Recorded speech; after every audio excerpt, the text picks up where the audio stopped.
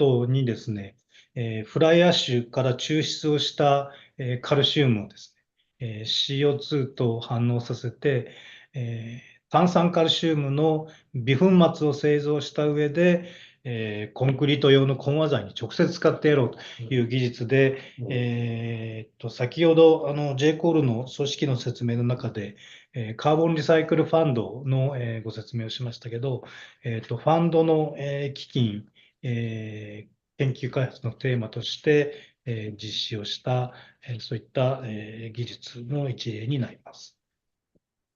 Kemudian tadi juga sempat disinggung ada institusi yang disebut CRF di Jepang, Carbon Recycle Fund, di mana CRF ini menyediakan anggaran untuk penelitian baik di perguruan tinggi ataupun juga di startup.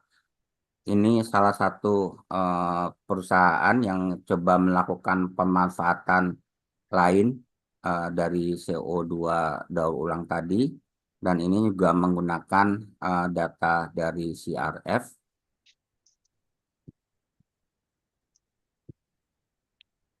次はですね、日本の、土木学会の、試みって言いますか、パブリケーションの話をさせていただきたいと思います。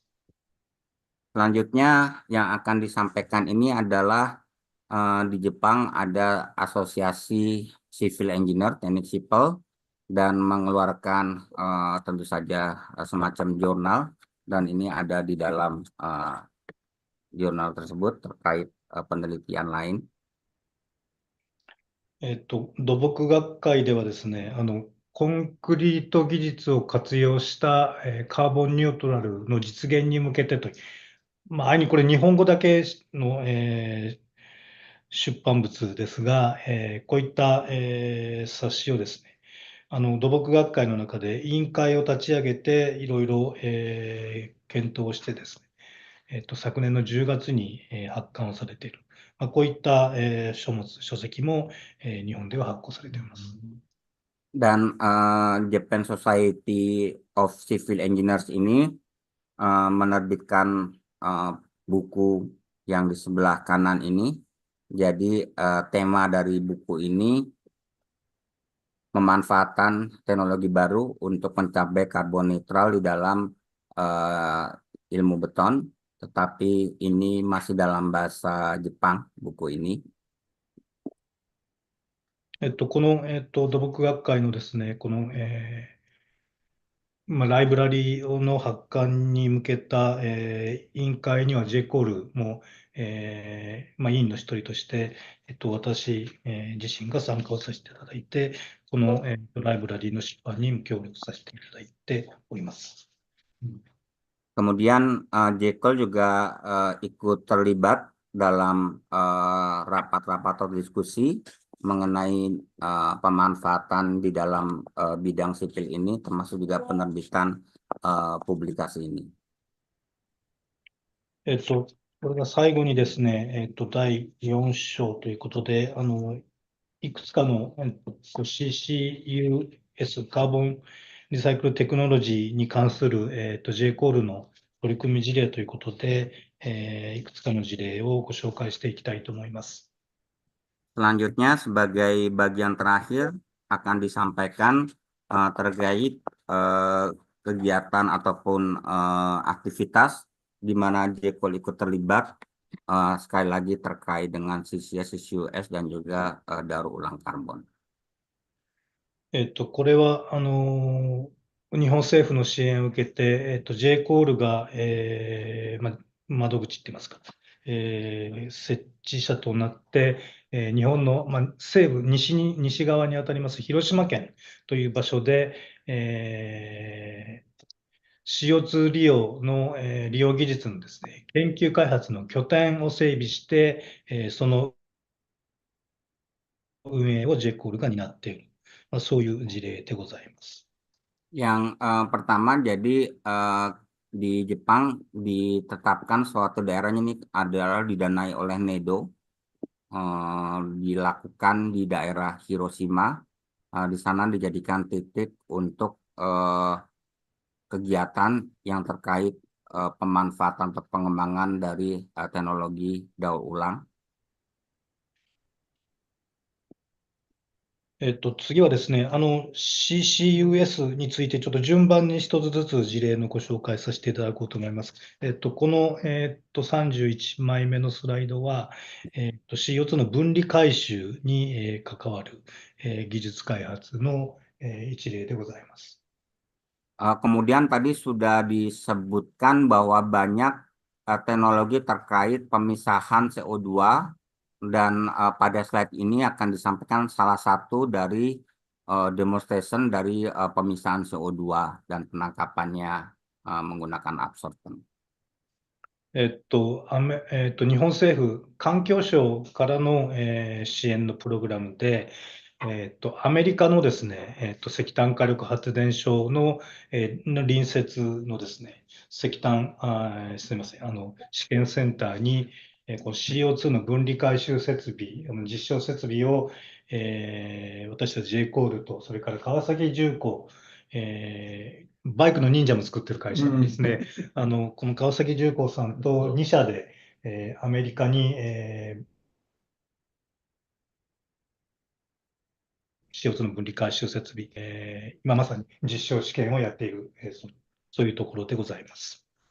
Nah, kegiatan ini implementasi periodnya dari tahun 2021 sampai 2024. Ini J-Cool bekerja sama dengan tadi disebut banyak member dari J-Cool, dalam hal ini adalah Kawasaki Heavy Industry. Tadi ada Jok yang memproduksi motor Ninja ya kalau di Indonesia. Lalu Kawasaki Heavy Industry dan J-Cool ini bekerja sama dan tempatnya dilakukan di salah satu power plant di Amerika, tertulis pada foto sebelah kanan Drive of Power Plant, dan di samping dari power plant tersebutlah dipasang peralatan yang terkait dengan CO2 separation. 次はですね、CCS に関する、今 J コールで今取り組んでいる、プロジェクトの一例をご紹介していきたいと思います。Selanjutnya ini adalah keterlibatan J-Cool. Kalau yang ini adalah CCS ya, storage. 先ほどCCS の、概念をご説明した、スライドではですね、地上といいますか、陸域で、CO2 を直接圧入するというような、そういったスライド、絵をお見せしましたけど、CO2 が貯留できる、CCS に適した、地層というんですか、場所は、必ずしもその、陸上あるいは、海域についても陸上から直接、パイプラインで、CO2 を輸送できるような、沿岸から近いエリアに、限られたわけではございませんので、より広く、CO2 の、CCS のですね、貯留エリアを、世界中広く活用していこうということで、私たち J コールはですね、オフショア、少し、陸域から離れた、地点を、対象にですね、船舶から直接、陸上からではなく、洋上で、CO2 を圧入してやるため、そういった、技術の、実用化に向けた、スタディを今進めております。Jadi kegiatan yang disampaikan ini adalah ketika kita menyuntikkan menginjek CO2 ke dalam area yang kita harapkan di daratan, ternyata struktur tanah geologinya misalnya sulit untuk ditembus karena tadi dikatakan harus melewati storage layer ya. Nah ini maaf, shielding layer itu ternyata sulit ditemukan. Oleh karena itu yang dilakukan pada penelitian atau aktivitas ini yang dilakukan dari tahun 2021 sampai 2025 rencananya ini kita menyuntikkan di bawah air laut dasar laut dan berlokasi tidak jauh dari area daratan. Dan ini adalah salah satu opsi bagaimana kita bisa mendapatkan storage layer yang mungkin lebih mudah didapatkan ketika kita lakukan di lautan atau di bawah dasar laut. 最後の事例はですね、これ化学製品、あるいは燃料を、水素と反応させて、CO2 と水素を反応させて、様々な、製品の形に、加工してやろうと。そういった、ことを行うための、一つのビジネスモデルの、開発の取り組みになります。Dan ini adalah slide terakhir terkait kegiatan Jekol dalam beberapa aktivitas. Ini di tahun 2024 sampai 2025, di mana ini adalah kita membuat semacam bisnis model, dan ini adalah terintegrasi untuk daur ulang karbon ini. Jadi bisnis model ini ada yang untuk dikaitkan dengan industri pabrik semen, kemudian juga ada untuk tadi kimia dan juga fuel. Nah, ini juga baru dilaksanakan kegiatan ini di tahun ini. 一般的に、いわゆる石油化学コンビナートですとか、それから地域の、産業集積地を、考えますと、様々な化学、産業ですとか、鉄鋼業ですとか、セメントの、セメント産業。ヤニさん、ちょっともうすでに説明していただいたかわかりませんが、それから石炭の火力発電所などがあって、CO2 も様々な場所からいろんな形態で排出をされますし、場合によっては、水素がコンビナートの中で、余剰な部分、あるいは水素を、カーボンフリーで製造するための、そういった拠点が整備される、そういったことも将来的には想定されますし、化産業側では、こういった様々な原料を使いながら、CO2 を使いながら、川下のです。化学製品の、産業プラント、コンビナートというのはすでに形成されていますので、そういった、コンビナートの中で、CO2 をですね、カーボンとして、既存の、コンビナートの中に、で流通させてやろう。そういったことを実現させるための、検討、最適化、そんな、トライアルです。ビジネス、プロモーションの、検討を、今年と来年で、今 J コールで取り組んでいるところでございます。Untuk bisnis model ini, konsepnya adalah ada semacam kawasan industri. Di dalam kawasan industri itu ada pabrik semen, kemudian pabrik baja, kemudian juga pabrik-pabrik yang lain, di mana semuanya adalah menghasilkan CO2, dan CO2 yang dihasilkan tersebut dikumpulkan di satu titik setelah dipisahkan tentu saja dari flue gasnya misalnya. Lalu apabila dari industri-industri tersebut ternyata juga membutuhkan CO2 atau derivatif dari CO2, bisa digunakan juga untuk dikembalikan pada salah satu pengguna di kawasan industri tersebut. Apabila memang tidak ada yang akan menggunakan dari pabrik-pabrik dalam kawasan industri tersebut, maka setelah CO2 itu yang dikumpulkan tadi, setelah melalui suatu pipeline, maka ada satu kawasan lain yang di sini adalah dikumpulkan industri atau pabrik-pabrik yang intinya adalah memanfaatkan CO2, baik tadi yang disebutkan sebagai fuel, sebagai kimia, dan juga produk lain. 5分ほどちょっと時間が超過してますけど、これが最後のスライドになります。Ini adalah slide terakhir.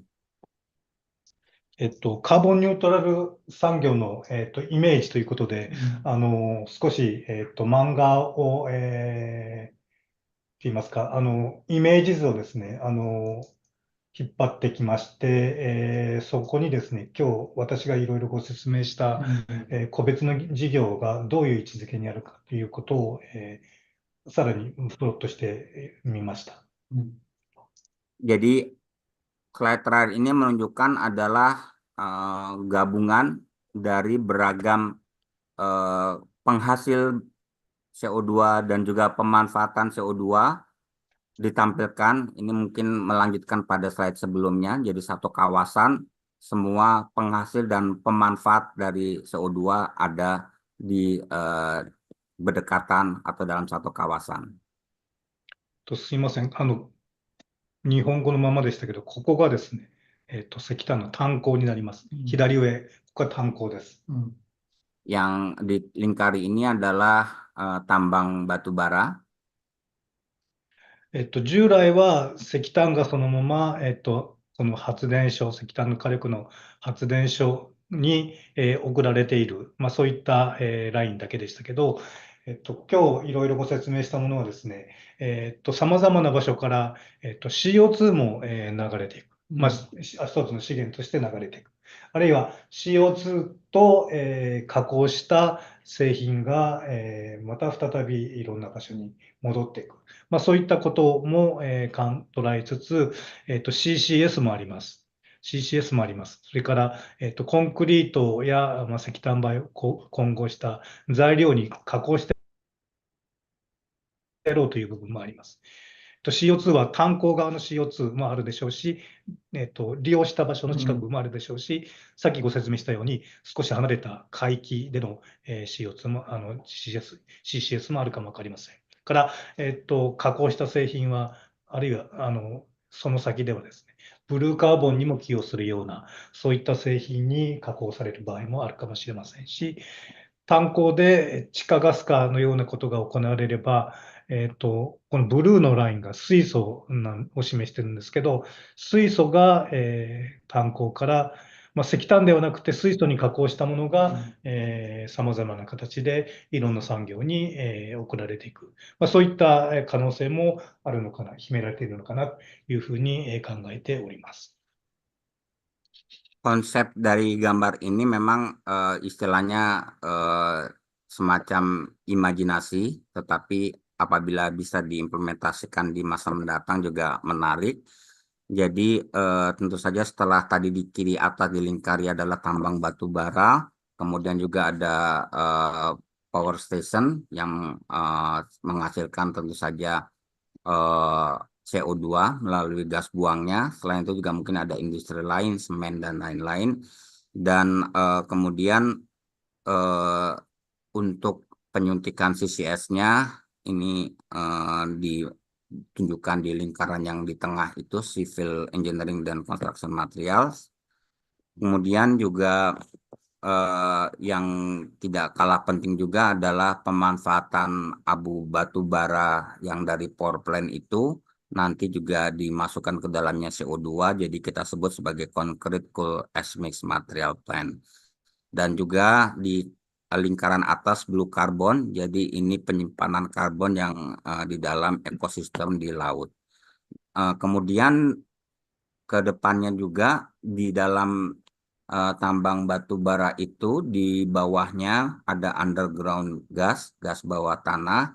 Ini di pompa keluar, tetapi yang kita ambil adalah sudah dalam bentuk hidrogen yang juga adalah energi bahan bakar masa depan. Nah, hidrogen yang keluar dari tambang batu bara dari underground gas ini di dalam line ini adalah yang pipa-pipa warna biru, garis warna biru ini menunjukkan bahan bakar ataupun komponen dari hidrogen H2 dari underground gas. はい、以上で今日の私のご説明を終わりたいと思います。テレマカシありがとうございました。以上でございます。ありがとうございます。Demikian paparan saya. Terima kasih banyak atas kesediaan Bapak-Bapak mendengarkan paparan saya. Baik, terima kasih Pak Akira Wanaka, arigato gozaimasu. Bapak Ibu peserta webinar, baru saja kita telah bersama mendengarkan penjelasan yang sangat jelas walaupun tadi disampaikan dengan dua bahasa, tapi saya kira dapat kita terima dengan baik. Terima kasih kepada Bapak Yani. Baik, Bapak Ibu, sebelum saya melanjutkan kepada sesi berikutnya, perlu saya ingatkan kembali soal Bapak Ibu yang mungkin ingin bertanya, silakan menggunakan menu Q&A di menu Zoom-nya masing-masing. Dengan format yang tadi sudah dijelaskan, dan nanti pertanyaan akan kami pilih. Jika waktu tidak mencukupkan, nanti pertanyaannya akan kami pilih sesuai dengan ketersediaan waktu dan akan kita bahas bersama di sesi terakhir setelah sesi materi kedua. Baik, Bapak Ibu peserta webinar, tadi sudah kita dengarkan bersama penjelasan gambaran secara umum mungkin dari Pak Akira Ohnaka tentang bagaimana pemanfaatan limbah batubara tadi khususnya menjadi berbagai macam material yang bermanfaat bagi kehidupan kita. Dan selanjutnya untuk melengkapi pengetahuan kita tentang carbon capture, utilization, and storage, mungkin perlu kita menambah perspektif kita dari narasumber yang lain. Kita sudah hadir bersama kita juga Bapak Dr. Eng Utomo Pertama yang akan menyampaikan materi selanjutnya yang kurang lebih materi yang sama, namun akan kita lihat bagaimana perspektif dari Bapak Eng Utomo untuk melengkapi pengetahuan kita bersama.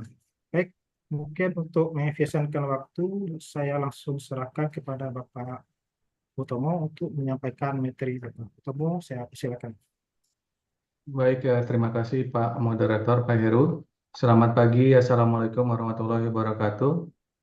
Yang terhormat Bapak Darius Agung, Kepala Diklat Tambang Bawah Tanah, kemudian Mr. Akira Onaka, Director of Carbon Neutral Department GJCOL, dan seluruh peserta webinar ini yang saya hormati.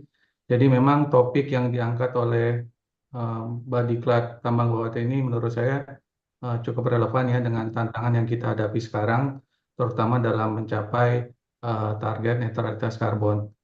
Nah, mungkin Bapak Ibu sering mendengar istilah net zero emission atau carbon neutrality. Nah, sebenarnya apa sih net zero emission atau carbon neutrality? Nah, saya coba mengambil contoh analogi yang cukup sederhana.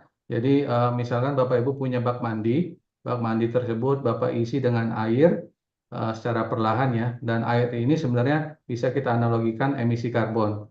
Nah, jika tingkat air itu terlalu tinggi, nanti pada akhirnya bak mandi tersebut meluap dan menyebabkan ya basahlah di kamar mandi. Nah, ini melambangkan akibat dari perubahan iklim. Jadi yang dimaksud netralisasi karbon ini bukan artinya atau net zero emission kita di tahun tertentu itu nol, tapi adalah menyimbangkan tadi aliran air yang masuk ke dalam bak mandi dengan aliran yang keluar. Nah, cara untuk menghindari ini sebenarnya ada dua cara. Yang pertama ya, yaitu mengurangi aliran keran atau emisi karbon sehingga lebih sedikit air yang masuk ke bak mandi. Atau yang kedua membuka saluran pembuangan. Jadi mengimbangi emisi karbon itu melalui seperti tadi apa namanya carbon utilization atau penanaman pohon dan lain sebagainya. Kemudian yang menjadi pertanyaan adalah relevansinya di industri tambang batu bara, terutama bawah tanah itu apa? Karena industri tambang bawah tanah ini punya peran yang cukup penting dalam netralisasi karbon, karena memang kegiatannya itu cukup emission intensif. Contohnya itu dalam apa ya operasionalnya sendiri, karena menggunakan banyak sekali menggunakan alat berat dan apa namanya proses ekstraksi dan pengolahan mineral ini juga butuh banyak sekali bahan bakar ya, makanya emisi dari industri ini cukup besar. Nah, salah satu caranya adalah kita bisa pertama mengurangi emisi operasional tadi atau memanfaatkan rongga-rongga pori yang selama ini sudah ada di tambang bawah tanah, terutama di batu bara. Nah, mungkin itu sedikit intro dari saya, karena ada tamu dari internasional. Mohon izin Bapak Moderator, saya akan menyampaikan dalam bahasa Inggris. Silakan.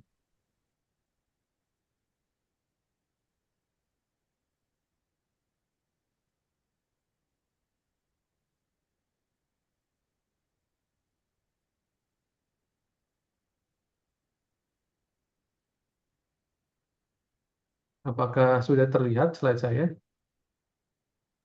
Sudah terlihat Pak, kamu silakan. Oke, terima kasih Pak. So, I was asked by Pak Darius to deliver the presentations on the coal seam, but mainly I've been doing this a lot of presentation in the oil and gas sector, but fortunately we did some experience on how we conducted some laboratory experiments on the coal. So today I'd like to share some of our key findings and also some concept of the CCS and CCUS in the coal seam especially, although in the previous speaker this has been mentioned quite extensively, what is the definitions and also the application. Yeah. So this morning I've divided my talk into 7 parts. First, I would like to begin with some introductions. So in the introduction, I'd like to give you some overview about what is the difference between CCS and CCUS and the benefits for Indonesia. And secondly, the second part, I'd like to highlight some what kind of geological storage formation that is available so that we can store the CO2, and then how much capacity we can inject. And going to the main content on the third part is the CO2 storage in the coal seams. We are going to deep more detail on the technical parts about the suitability of coal seam for storing the CO2, and then how we estimate the storage capacity. And the second part is the utilization of coal, although the previous speaker, Onakasa, mentioned that CO2 can be utilized in various products like as cement and concrete and so on. But in this case, we are only focusing CO2 to drive to drain the remaining methane that is trapped in the coal. And it's not complete without discussing the Indonesian context. How is the progress of the CO2 storage in the coal seams? And then I'd like to give you some overview and our finding study on the lab.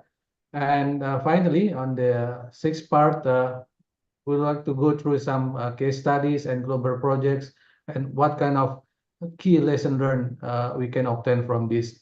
And lastly, I'd like to conclude my talk with some conclusion. So let me begin with the introduction. This has been explained by Onaka-san about CCS. I'm not going to repeat again, but the CCUS typically used for the in the subsurface area, especially the oil and gas industry, is to increase the remaining oil trap in the reservoir formations. So if you look at in this figure and the left figure, that we inject CO2 in order to make the oil swelling, and then the viscosity of the oil will increase. And by doing that, the oil can easily flow to the producing well. So, but in this context, we are talking about the utilization in the coal seams. So this is the typical of figure where we have the very nice coal seams laterally, and then we have the injection well. In the coal seam, typically we have the methane that it absorbs on the surface, and then we inject the CO2 in order to replace or displace this methane towards the producing well. So this is the utilization in the coal seam. Okay, as you know very well that Bappenas is our national planning agency, actually has outlined or making some strategies how Indonesia could achieve net zero emissions. So to bridge this to net zero emission, they have made some design the plan. For example, like deploying a lot of renewable energy, and then improving the national electricity networks, and encouraging the use of eco-friendly transportation like fuel cells, battery, and so forth, or EV, and integrated waste management, and lastly, deforestation control. So all of these efforts are aimed just to achieve that Indonesian net zero emission in 2060. And under this program, actually, CCS and CCUS is included in the several stages. The first stage in the stage 1, which is, I believe, is only a couple months from now, 2025. So in this plan, they claim that CCS and CCUS should be implemented in the coal-fired plant, and they would also restrict the use of to build a new coal-fired plant. But I don't believe this is will make sense, right? But the second stage is in the 2030, where the CCS, CCUS will be implemented on the hard-to-abate sector, like a cement plant or refinery, and fertilizer plant, and so on.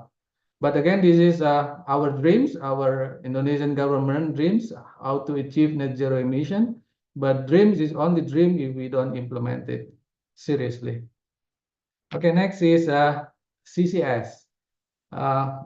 I believe everyone knows what is CCS, but the history is actually has been quite started long ago.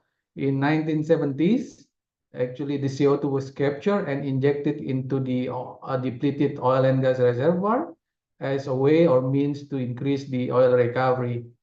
And we have the pure CCS project in 1996 that was initiated by the Norwegian government, where currently now they are the leading countries on CCS projects. So there are 2 projects located in the Norway.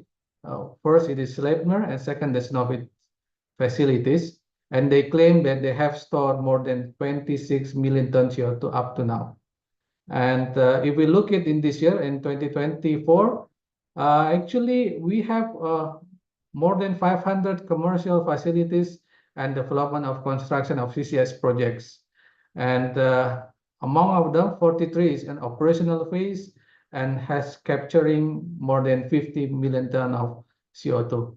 So in total, there are more than 300 million tons of CO2 already safely stored in the underground.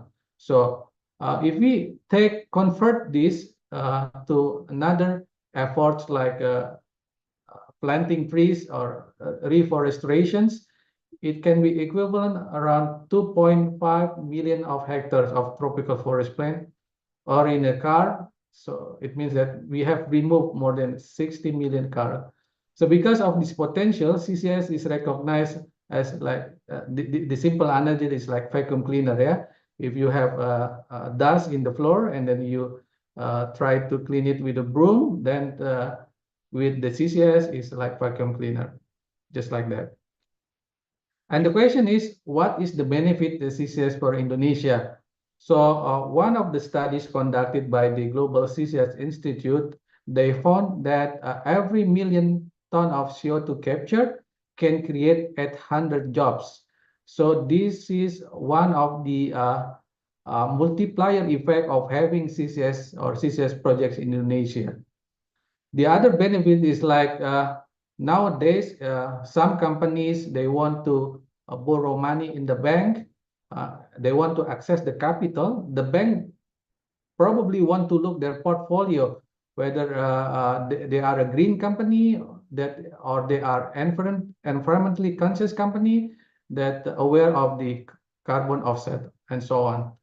And also some countries, they require some of regulations or the market there, they need low carbon products. So by implementing of CCS, this could be the market entry for the company to enter the market.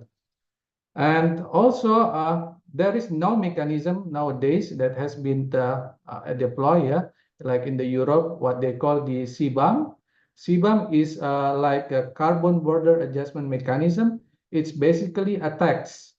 It's a tax that is charged on your product if you exporting to this country. So if you're producing very intensive carbon products, and then you will get charged. It's like bea cukai or bea masuk, but this is related with the environment. And also some countries, they have a stringent regulatory compliance. And in order to invest in that country, you have to commit with these regulations. So this become the license for the company to invest in some countries, yeah. And lastly, we know that if you are aware nowadays, there are some products they put the label, yeah, like this product has a number of carbon footprint. So this would enhance the product value that generated by the industry. And these are the indirect benefit for having CCS for Indonesia. So if we are speaking about CCS, like I go to many conferences, meetings quite often. Then only two issues that they only discuss there. First is the leakage, and second is the cost. So everyone is always discussing about these two issues every time. And actually, in terms of leakage, it's like very unlikely that storage will be leakage. And up to now, there is no leakage reported in the current CCS projects. And even if the leakage is occurred, so we know that the CO2, we are quite in acquaintance with the CO2. We breathe out CO2. So CO2 is not explosive. CO2 also not flammable, and also not dangerous or harmful to people unless we are trapped in the leaf with hours and with no oxygen. That would be very dangerous because of the asphyxiations. So what if it's leakage? The CO2 will go back to the atmosphere and the ocean. We know that the ocean itself is the one of the natural storage of CO2. And also Onaka-san mentioned that the CO2 can be utilized for the industry, but we also drink cola, yeah? Cola, it contains CO2 around 6 to 8 grams CO2. So this is quite safe for 1 liter of drink. Okay, in Indonesia, the government has identified 15 top CCS projects that scatter across Indonesia. And the color here indicates the compliance on the certain regulation. So the status of our regulation of CCS nowadays is quite advanced. In the I think in Asia countries, we are #1 in terms of regulations. We have regulation number 2, 2023. This is Permen. It was issued by the Ministry of Energy and Mineral Resources. And the second one is the higher one, Perpres number 14, 2024. And we see that all of them are still in the phase studies. No CCS project has been commenced, but the most upcoming project will be on the Tangguh EGR CCS project in Papua. So they will inject CO2 in order to displace the remaining methane in the reservoir. So I think this summarizes my introduction. So let's move on to the CO2 geological storage and the capacity mapping. I think Onaka-san a little bit explains about the geological formation, but I just want to expand that actually there are various types of geological formations. It's not only depleted oil and gas reservoirs. This is the most common one that can be easily found in Indonesia. The second one is deep saline formation. So what is this? This saline formation actually a formation that consists of rocks, usually could be sandstone or carbonate, but this formation is saturated with water that is very salty or with high salinity, more than 10,000 ppm. And this water cannot be drink because it's contain many salts. This is like ocean, like seawater. And the second one is the utilization with EOR, also been mentioned. And now also one of the attractive formation is unminable coal seams. So this coal seam also provided another type of storage that is quite promising, especially in Indonesia. Why? I will explain the next later, because we have a lot of resources of coal seams. And we also going to discuss how the CO2 will be, the mechanism, how storing CO2 in the coal seams in the couple of next slides. But before that, I'd like to compare some cons and pros between this type of formation. The first one is the depleted oil and gas reservoir. The main advantage of this type of formation, this is already proven. Why proven? Because it has been keeping liquid and gases for million years. So in terms of data, we don't need to do some data acquisition because it's part of the oil and gas industry. But the main drawback or disadvantage is the containment risk might be higher. What is containment? It means that if you have well penetrating this formation, it will be one of the source of leakage because CO2 could be flow to the wellbore. And the second is the saline formations. The main advantage is containment risk is very low because no one is interested in this formation, because this formation only contain water, so there is no well. But the disadvantage is in terms of data, it's very difficult because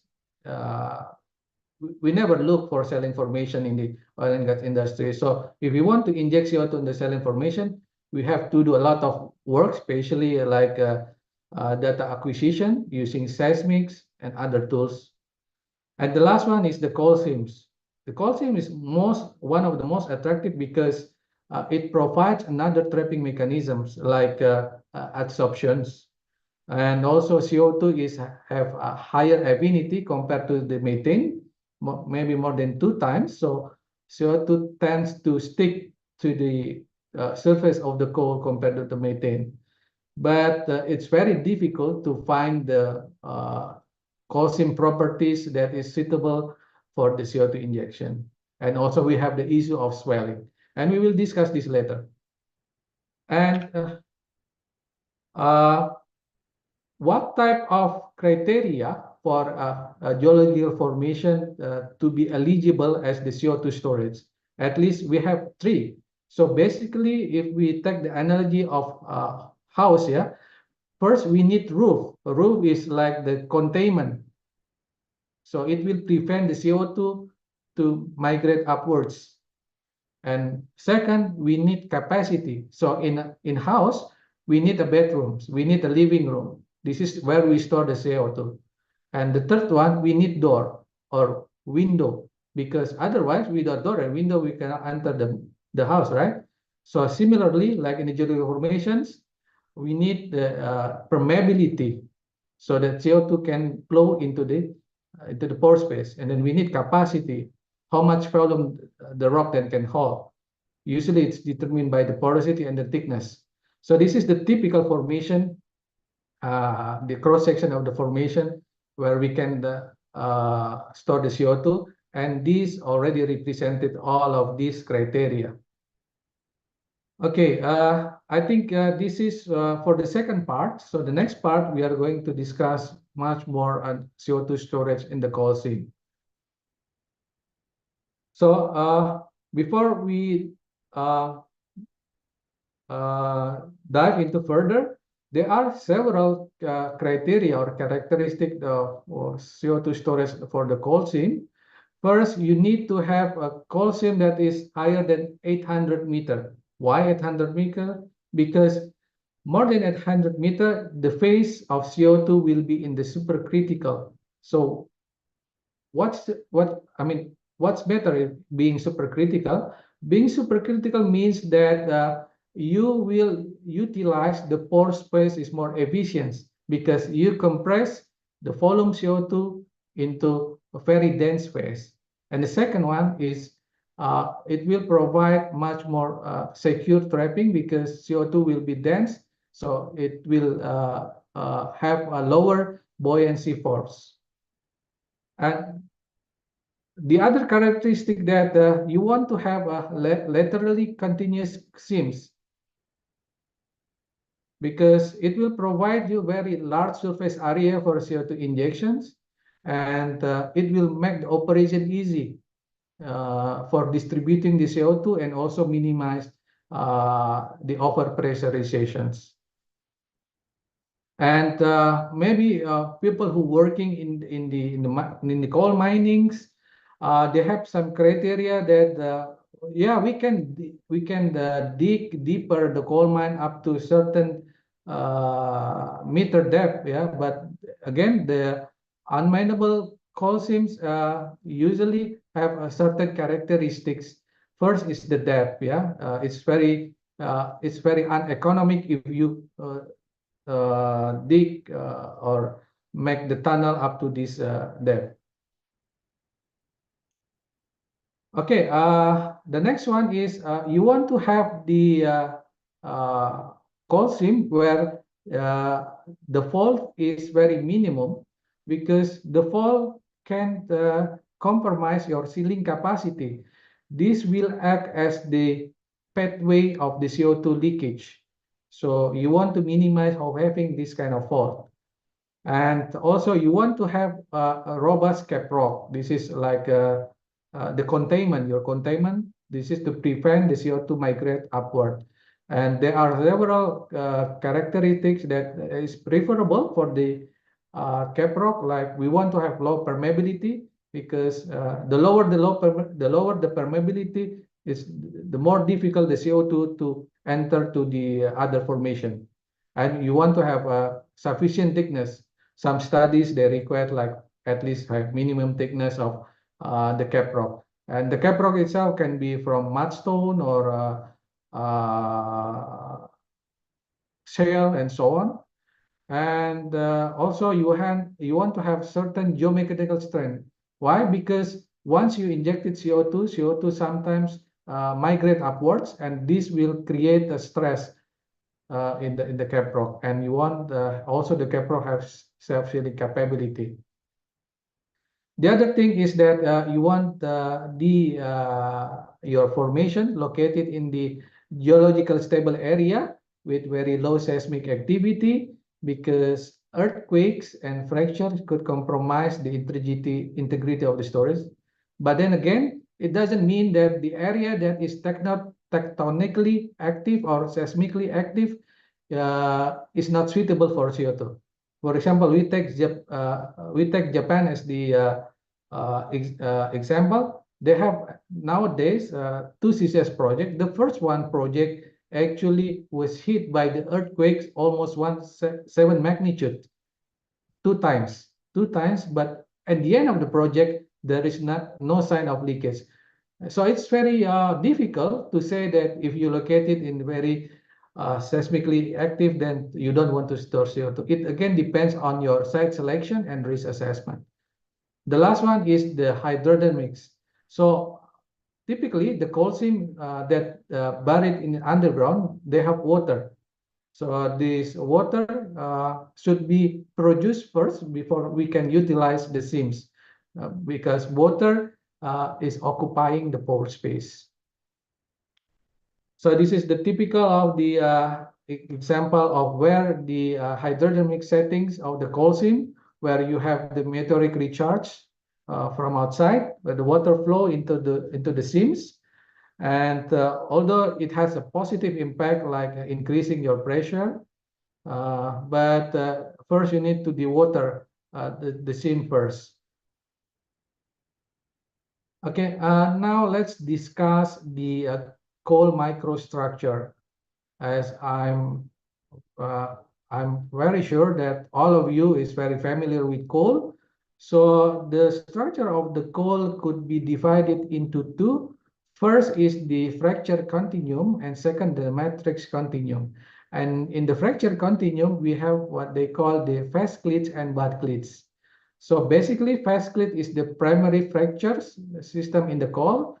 So in this figure, it's indicated by the vertical lines. And typically this the face clit is more continuous compared to the butt clits, and it provides the major pathway for the CO2 to flow, and is essential for CO2 distribution and injection. And the second fracture system is the butt clits. This is shown by the horizontal lines intersecting the face clit, and generally it's shorter compared to the face clit, and usually it perpendicular to the face clit, and it create an interconnected network, and overall it contribute to the permeability. So face clit and butt clits create what they call a fracture continuum. This is the network created by these two, and this is provide the primary conduit for the CO2 to flow in the coal. So imagine like that this face clit and butt clit is like the roads, roads in your housing area, where the main road is the face clit and the small road is like a butt clits, something like that, more or less. And the next one is the most important one is the metric blocks. So the metric blocks itself is the solid coal proportions between the clits and the gray area. This is where we store the CO2 in the micropore, and the internal surface is quite large for the coal. And again, the capacity, it depends on the composition and the structure. And these metric balls would create what they call the matrix continuum.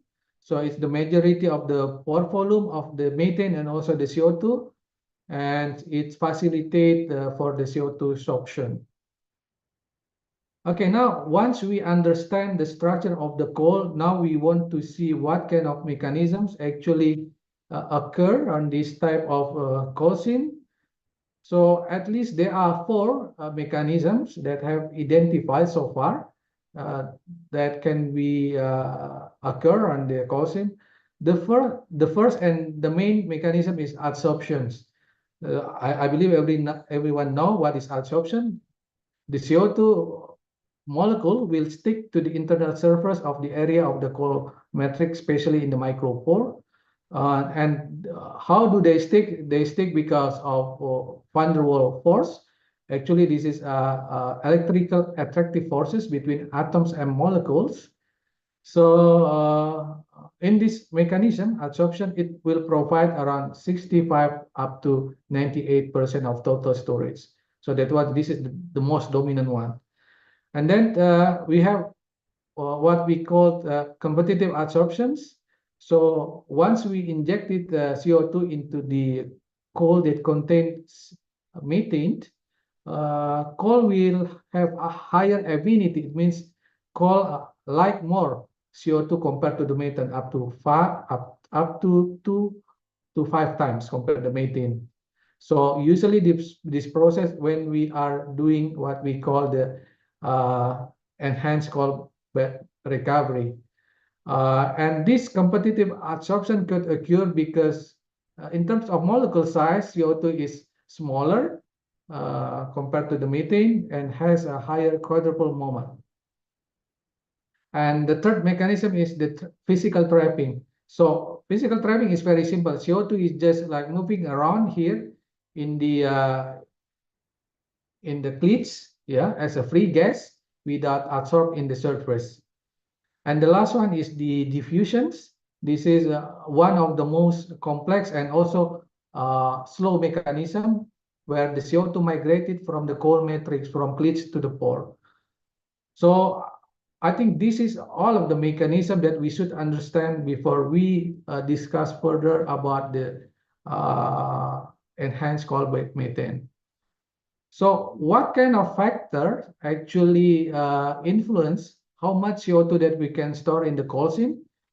For the coal properties, there are several parameters like coal rank. So the higher the rank of the coal, it means that the greater the adsorption capability.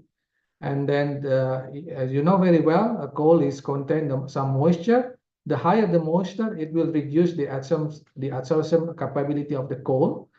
And also the ash content. The higher of the ash content also will decrease the CO2 storage capacity because as minerals do not contribute to the adsorptions. And the last one, the mineral compositions, like organic components, they have varying adsorption capacity. For example, like vitrinite-rich coals probably have higher CO2 adsorptions because of the higher volume of micropore. So that's why it can adsorb more compared to other coal. So besides the coal properties, we have also need to consider other parameters like in this case, the free gas content that in the cleat. So usually this influenced by the porosity and the pressure, permeability, temperature, and that is very important because it will create your CO2 in the supercritical phase. And the other one is that I mentioned in the previous slides. So this is one of the findings, the study that indicate that actually CO2 in this graph is much more preferable to adsorb in the coal compared to the other gases like methane, nitrogen, or H2. It was estimated around twice that CO2 could be adsorbed with the same pressure. So in this graph also show that the rank of the coal also affect the adsorption capacity. So in this case, we have the low rank coal like lignite to subbituminous. Although we have seen some spike here, this spike of the capacity because of the moisture content. But nevertheless, all of the coal will be located in the coal seam. It means that they all will be saturated with water. So the hydrolysis will occur or any type of the coal in the underground. So we can see that for the higher the coal rank, the more capacity of the CO2 can be stored. And how we calculate the capacity in the coal seam, we can do some several experiments. For example, like in this slide, we can use pressure reactor absorption testings. So basically, they put very continuous coal seams into this big reactor, and they want to simulate the underground condition of the coal seams and calculate the capacity of the absorptions, and also to understand how the CO2 moves and interacts with the coal seam during the injection and storage process. This is one of the way. The other way is we can use some volumetric experiments using Langmuir apparatus. So after we did the experiment, the next thing is we can model the capacity using a lot of adsorption models like Langmuir, Freundlich, DR model, Todd model. But the most popular one is the Langmuir model. So we did this model because this model will provide mathematical representations. So it will describe the relationship between the amount of the gas adsorbed onto the coal cell at the various pressure. And also it will help us to quantify the adsorption process. So how do we select which model? Again, it depends on the characteristic of your coal and the condition that you want to investigate. For example, like for the Dubinin-Astakov model is found to be more suitable for the microporous hard coal at 25 centigrades. And finally, we can generate this graph. This is describe the capacity of the coal seam in terms of the amount of the CO2 adsorbed in millimole per gram. This is example from Illinois coal under 5 megapascal, and they trying to fit the measure of the laboratory data into the model like Langmuir or DA, and they do this model fitting because they want to predict the behavior of the condition that is not directly from the experiment, and also they want to fit some important parameters in the model so they could extract these parameters later. And also they want to extrapolate if they have like a pressure higher than 5 megapascal. And also they want to validate their measurement, whether they are correct or not, with the model. So this is one of the benefits of fitting the model into our experiments data. So that is on the lab scale. What if we have very large coal seams in the field? Then we need to do much more work, which is involving reservoir simulations. So in this case, we will construct the grid block representing the coal seams. And then we know the distance, we know the permeability, we know the thickness, and then we could inject the well. And then from this well, after the injections, we can see the distribution of the methane that is being replaced and also the CO2. So from our simulation, we can generate how much the CO2 can we store and also the methane that we can produce. This is typically used in the enhanced coal bed methane. And what is the benefit of storing CO2 in the coal seams? At least there are 4 that I have identified so far. First is storing the CO2 in the coal seams. The risk of leakage is lower compared to the other formation because the trapping mechanism is the adsorptions. Adsorptions, unlike the other trapping mechanism, is much more secure because of this van der Waals force. The second one is we can store CO2 at the low pressure. And the third one, coal seam is widely available in most of the countries, so it's widely distributed. And the last one, if it is collaborated or in synergy with coal bed methane, we can gain additional recovery from the methane production and generate revenue. However, besides the benefit, it's very unfair if I don't say the challenges of storing CO2 in the coal seam. The first one is the issue of coal swelling and permeability reduction.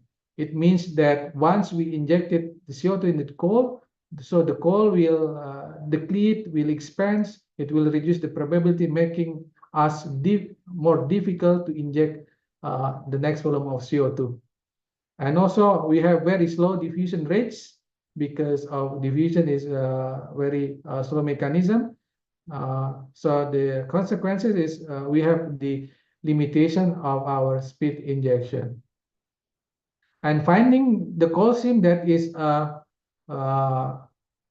matching to the criteria that we just developed is very difficult because coal seam has very variable parameters and properties. So it's very challenging to find the most site-specific coal seam that is suitable for CO2 injection.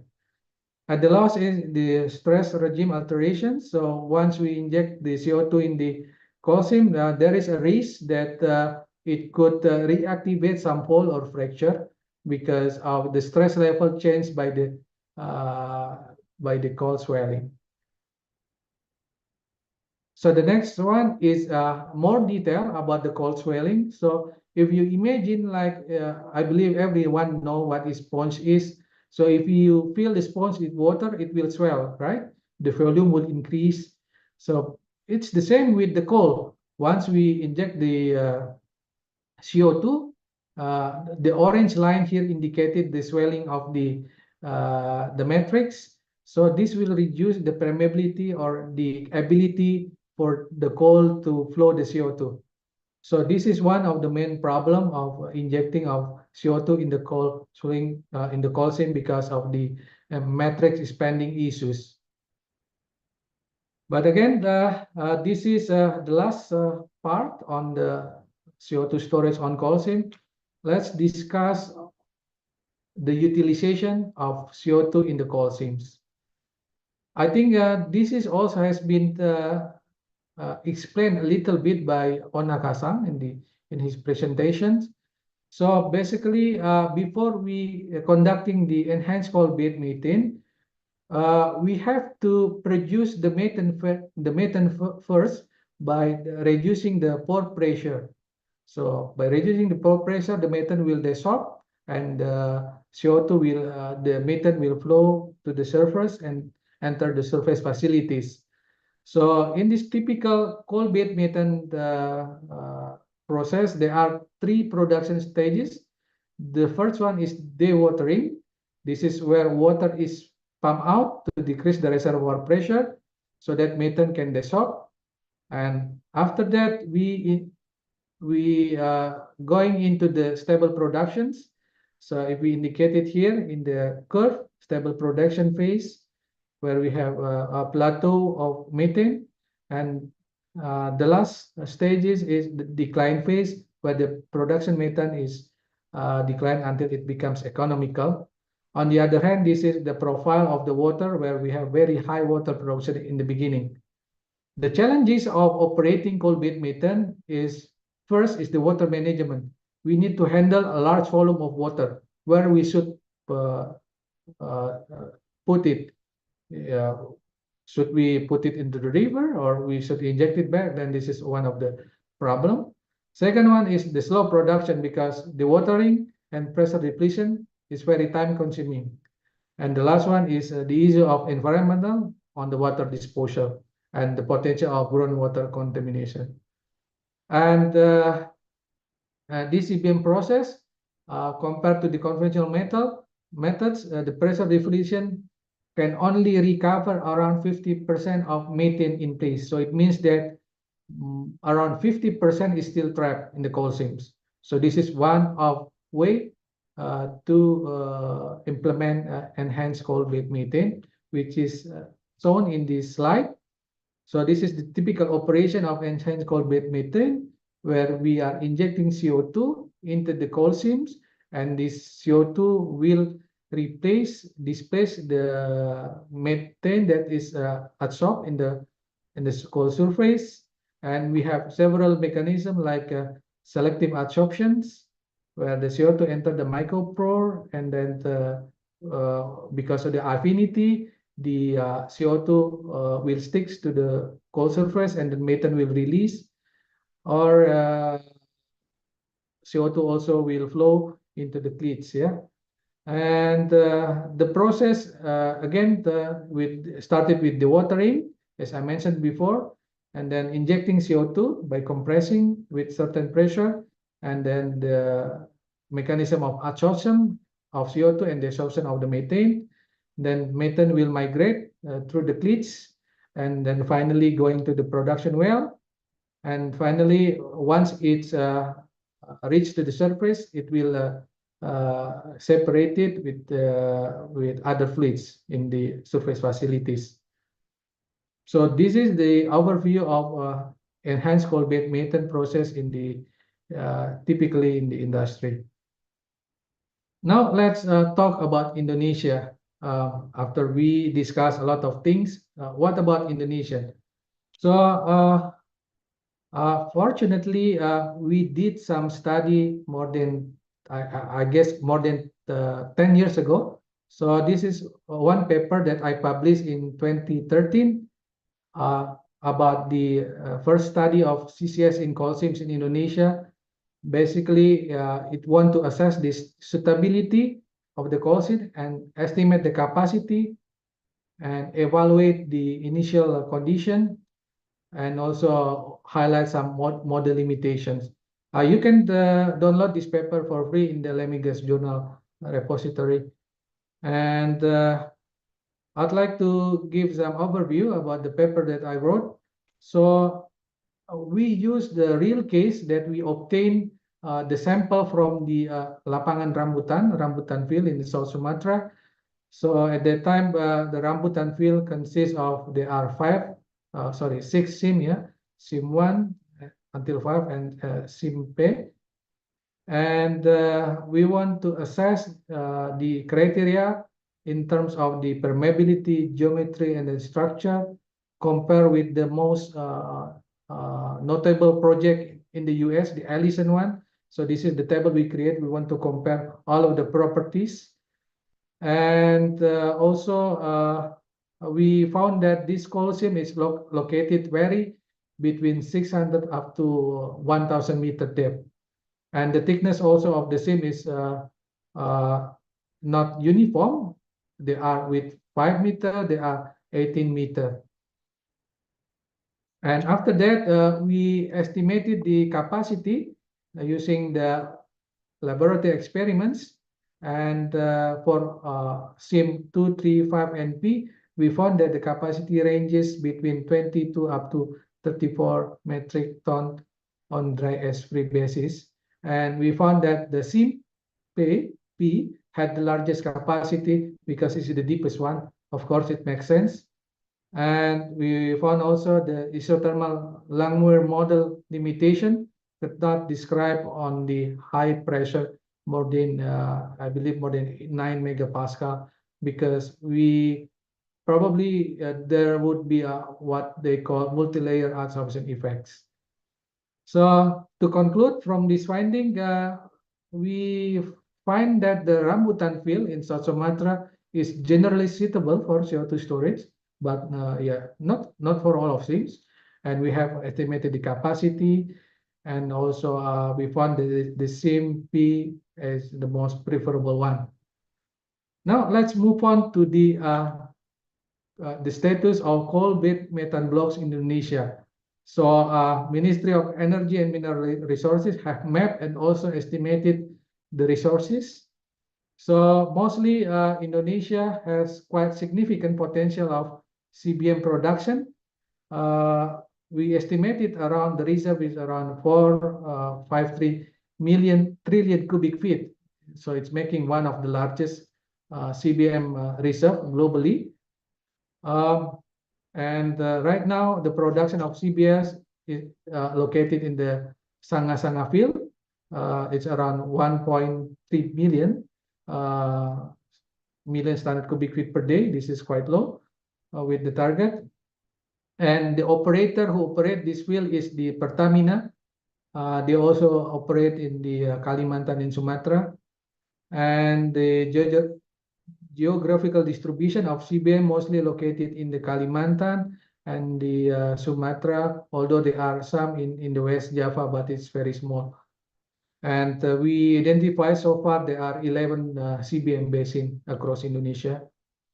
And also, I would like to share the regulatory framework of the CBM blocks in Indonesia. Now we are still using the scheme that is used in the oil and industry, which is the production sharing contract.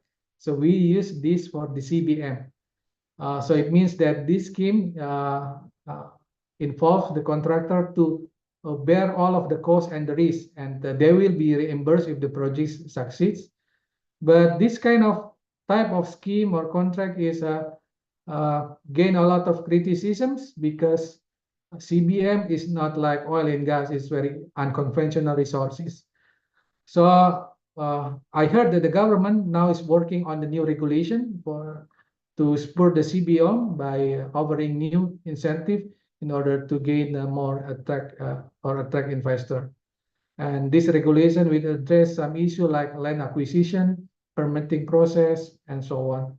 So in the future plan, the government will increase the role of renewable, including CBM, to especially in our energy mix distribution. I think this is the slide that summarizes the context of Indonesia. Now let's move on to the case studies and global projects. I'm not going through into detail with some projects, but I'll give some highlight. This is one of the first CO2 enhanced coal bed method in the world. It was done in the San Juan Basin in the New Mexico, United States. And they claim that they have injected more than 4.7 billion cubic feet. And there are more than 6.5 billion cubic feet of incremental gas has been recovered. So this is a project in the United States. The next one is in Canada. Canada is located in the Pembina field in the West Central Canada. The objective of the study, they want to see the response of the CO2 injections and also to determine the storage parameter and evaluate the production. And they conducted this at the SIM with depth more than 400 meters. So this is the typical of schematic of well in the CBM. The next one in the Australia. So in the Australia is quite unique because they are scaling up the project very meticulously, very carefully from micro pilot by injecting only 200, and then they increase the injection capacity by expanding the well to 5 spots, by injecting more than 15,000 up to 9 parton, with more than 120 tons per day. So this is in Australia, in the Dawson River site or in Bawah Basin. And the next one is quite famous also, Recopol project in Poland. This is the brother of Indonesia with the reverse plague. They located the seam located with 900 up to 1200 meters, and also they want to investigate the effect of CO2 swelling, and this is occurred, and they observe in the April where the injection cannot be continued, and after that they doing some stimulation by fracturing, and finally then continue their injections, and they claim the production was increased up to 70%. Okay, and the last one is in Japan. So Onaka-san, please correct me if I'm wrong. This one was done in the Hokkaido Island, Hokkaido located here, especially in the Ishikari coalfield. And the project actually was initiated in 2002 with 5-year initiated. And it's quite small field testing where they drill well, but with the depth of more than 800 meters, yeah.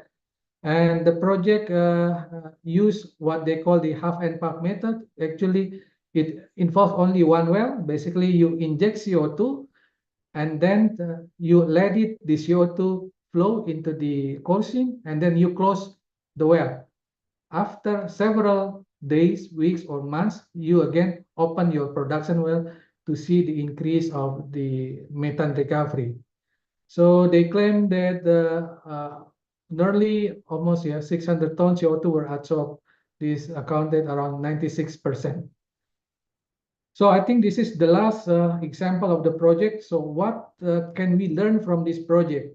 The first one is that feasibility, CO2 injection in coal seams is proven could enhance the methane recovery and also provide viable CO2 storage. The second one is coal seam suitability. We face a lot of challenging with low permeability seams, and non-commercial primary production is also one of the target for the ECBM or storing the CO2.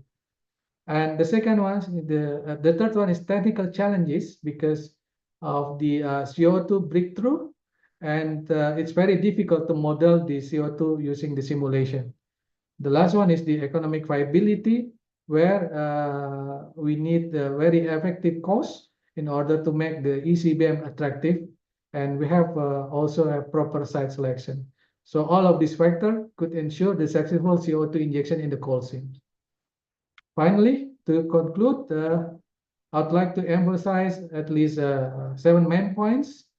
So CCS technologies is recognized and also very critical for meeting Indonesia carbon neutralization or net zero emission. And Bappenas also recognized this and will be planned or implemented in 2025 onwards. And in terms of geological storage capacity, we have many options, not only oil and gas reservoir, but also coal seams. And there are several criteria that we need to fulfill, like injectivity, capacity, containment, and so on. And in terms of the coal seams, we need study first, doing site selection to identify the characteristic of geological condition, like depth, lateral continuity, caprock, and so on. And if we speaking about ECBM, CBM offers dual benefits, not only as storage, but also we can generate additional recovery from the methane production. So Indonesia, studies in the rambutan field show quite promising potential with varying capacity based on the same characteristics.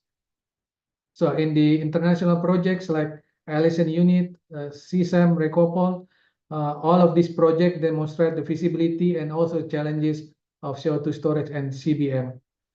So the last one is CCS and CCUS in coal seam presents a viable option for carbon neutralization, but it requires very careful site selection and also doing a very detailed characterization and doing some also research could also speed up the implementation. I think this is the last slide. Thank you for your attention. Baik, terima kasih Pak Utomo atas materi yang sudah disampaikan, walaupun dalam bahasa Inggris, tapi insya Allah tadi Bapak Ibu peserta webinar dapat menangkap dengan baik, karena tadi Pak Utomo juga menjelaskan dengan teknologi yang membuat kita mudah memahaminya. Dan Bapak Ibu peserta webinar, sama kita dengarkan materi dari kedua narasumber kita, Bapak Akira Onaga dan Bapak Utomo. Selanjutnya, untuk mengefisienkan waktu, kita akan langsung masuk ke sesi terakhir, yaitu sesi diskusi dan tanya jawab. Di mana pada sesi ini, panitia akan memilih beberapa pertanyaan yang dikira dapat disampaikan kepada para pembicara. Nanti pembicara akan diberikan kesempatan untuk memberikan jawaban atas pertanyaan yang disampaikan. Mungkin sementara sambil kita menunggu pertanyaan dari panitia yang sudah masuk, kita bisa istirahat sejenak.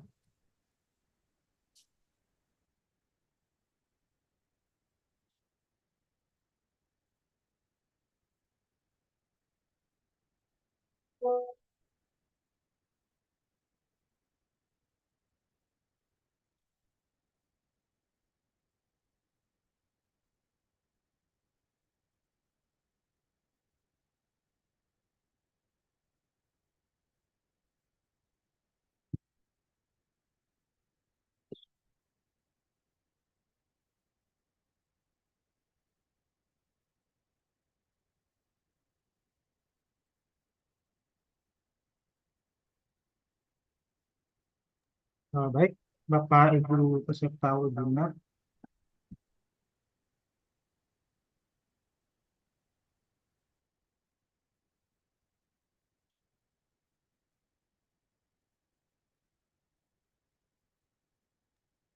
baik Bapak Ibu, panitia sudah memilih beberapa pertanyaan yang akan disampaikan kepada pembicara. Pertama, ada pertanyaan dari ini mungkin Bapak Bonar Sarimonang Naibaho yang berasal dari Institut Sains dan Teknologi RDD. Pertanyaan ditujukan kepada Bapak Akira Onaka dari Joko. Pertanyaannya adalah, mohon bertanya tentang karbon yang berupa solid disimpan dalam tanah. Maksudnya untuk menjadi pupuk atau reuse kembali. Tolong beri contoh CO2 yang berupa gas bersifat panas bila digunakan untuk pengeboran minyak apa bersifat aman. Begitu, mungkin Pak Yani bisa diterjemahkan kepada Pak Onaka. Pak Yani.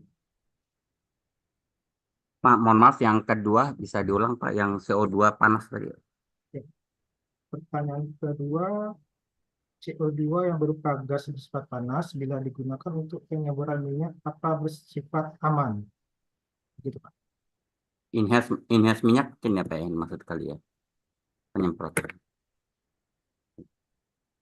Betul Pak. Jadi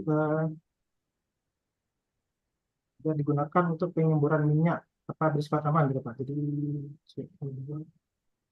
Oke. Tadi yang pertama karbon yang disimpan di tanah ya Pak ya, sebagai pupuk atau penggunaan lain ya Pak ya.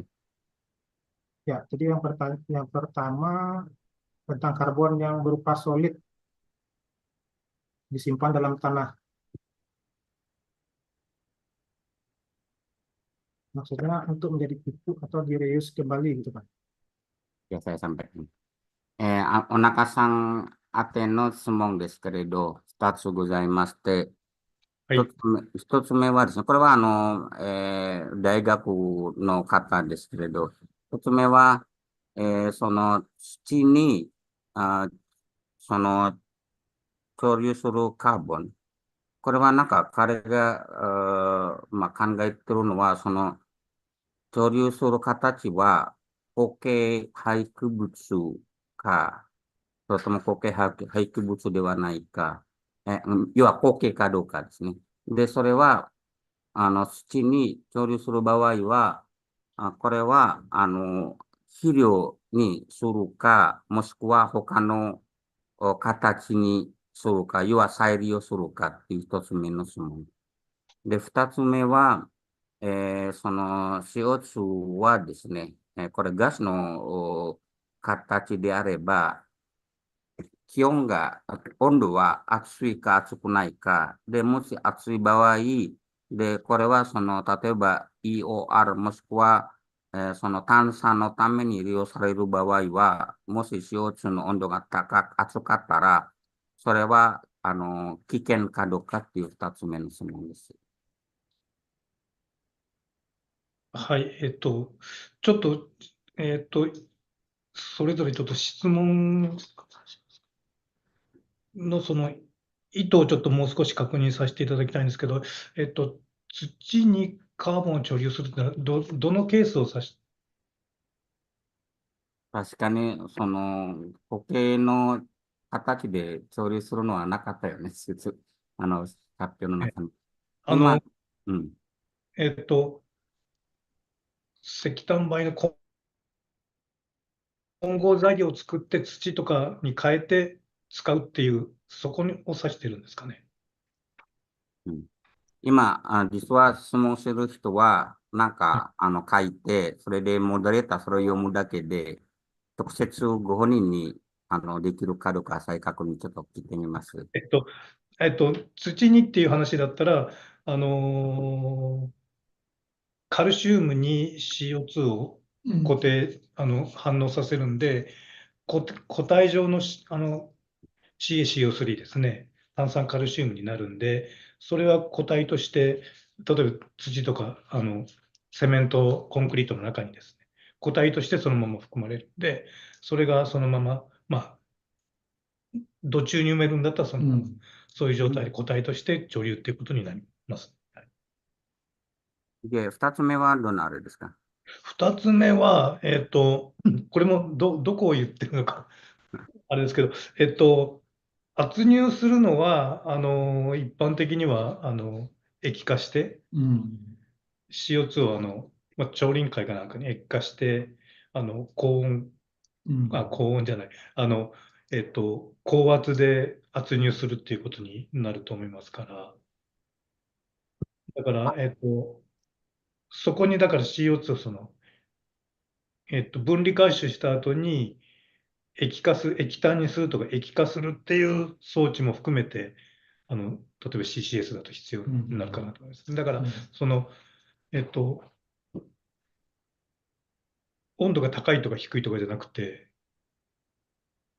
で、まあ、それは、超臨界するのも、比較的常温に近い温度でやるか、もっとごく、かなり低温でやるか、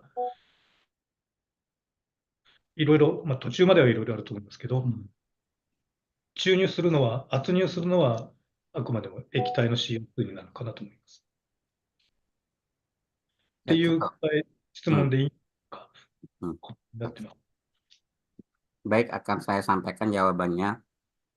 Yang pertama, eh, seperti dijelaskan dalam paparannya saya, bahwa sebenarnya eh, CO2 itu adalah dalam bentuk gas tentunya, dari gas buang yang ditangkap, lalu dia akan berubah menjadi solid ketika terjadi reaksi dengan CO2 sehingga menghasilkan CaCO3. Nah, tetapi CaCO3 ini sebagaimana disebutkan tadi adalah pemanfaatannya sebagai beton, lebih tepatnya adalah penguatan beton. Jadi kalau yang approach pendekatan yang kami lakukan tidak digunakan sebagai pupuk, tetapi kalau misalnya dikatakan berubah menjadi padat, itu tidak disimpan di bawah tanah, tapi berubah bentuk sebagai penguatan ke dalam beton. Itu jawaban dari pertanyaan pertama. Lalu jawaban terhadap pertanyaan kedua, temperatur CO2 yang akan diinjek baik untuk IOR ataupun pengeboran pada dasarnya temperaturnya adalah sesuai dengan temperatur kamar, temperatur ruang, jadi tidak menimbulkan efek bahaya. Demikian jawaban dari Mr. Onaka. Baik, terima kasih Onaka-san dan Pak Yani. Saya rasa pertanyaan yang tadi disampaikan sudah terjawab dengan baik. Kemudian pertanyaan kedua masih untuk Onaka-san dari Bapak Andre Yoris Ginting dari Teknik Energi Politeknik Negeri Medan. Pertanyaannya, izin bertanya kepada Akira Onaka, jika dilihat dari penerapan teknologi carbon capture, utilization, dan storage yang sudah diterapkan di Jepang, kita tahu bahwa modal biaya yang tinggi menjadi salah satu tantangan terbesar dalam penerapan teknologi CCUS ini. Studi Global CCS Institute tahun 2021 menunjukkan tren penurunan biaya capture CO2 pada proyek skala besar. Tanyanya bagaimana pihak pemerintah dan peneliti di Jepang dalam menghadapi atau mendukung program CCS ini, dan apa tantangan terbesar lain bagi negara Jepang dalam menerapkan teknologi ini, khususnya dalam penggunaan coal atau batubara di PLTU yang sampai saat ini di Indonesia masih sangat bergantung dengan pembangkit listrik berbahan bakar batubara. Demikian Pak Yani. Baik, terima kasih Pak. Akan saya terjemahkan. 今度またお腹さん宛ての質問ですけれど、これはまた大学の方ですね。その CCUS の技術を導入するために、日本でも、研究段階かもしくは応用されている段階があるかもしれませんが、一番ハードルがあるのはやはりコスト、費用が高いでしょうと。で、ただし、あるスタディによると、2021年かなっていうスタディの結果では、多少その CO2 の回収のコストが下がります。で、特に例えば大規模のプロジェクトであれば、多少その事業費も下がります。で、この件に対しては、日本の政府、もしくは日本の研究家は、どうやってこのハードルの問題は、コメントとか、スタンスはどんなスタンスでしょうか。そして、日本では、やはりこの技術に合わせて、その石炭を利用されている発電所っていうのは、もともとのソースはそこなんですけれど、で、特にインドネシアでは、やはり夢としては CCS を導入したいんだけど、まだ石炭火力発電所が多いので、なかなかその大気汚染に出ている CO2 の排出がまだ大きな課題なので、そういうところ何かごコメントがありますでしょうか。はい、ありがとうございます。コストがハードルになってるっていうのは、まさに日本も同じだと思います。で、今日本政府の掲げてるカーボンニュートラルの目標においては、2030年に、CO2 の排出量 46% 削減して、2050年にカーボンニュートラルを実現しようと、そういう数値目標を立ててて、で、その中で、いろんな技術ですね、水素の、ブルーかグリーンの水素の製造コストとか、CCS のコストとか、それから、いろんな意味で、いろんな CCS の技術もですね、アンモニアのコストとか、それぞれいろんなもの分野でですね、コストの目標も、設定されています。だから、いろんな研究機関、あるいは企業もですね、それに向けて、向かってですね、研究開発とか、実用化の、いろんな、実証実験なり、から、2030年からは一部、実用化の実証事業も始まりますんで、それに向けていろんなトライをしているという、状況です。ただ、そのコストのハードルも非常に高いんで、まだまだいろんな課題はあるのかなと思います。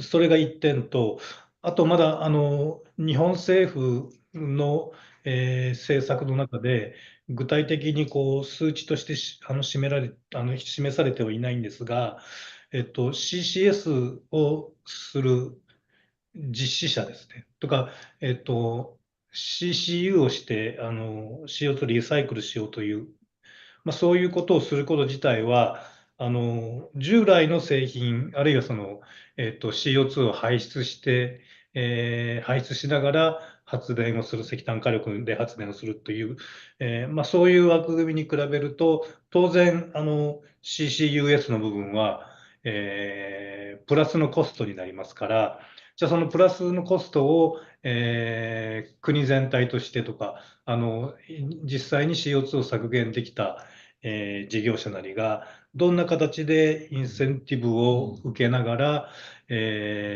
国全体としてカーボンニュートラルを実現していくか、そのためにどういったその政策の中でですね、コストの配分をしていくかっていうようなことは、政府の中で今、議論されている真っ最中で、それも含めてコストがどうあるべきかで、コスト目標も今掲げられているコスト目標もですね、より現実味を帯びたとか、帯びてくるとか、より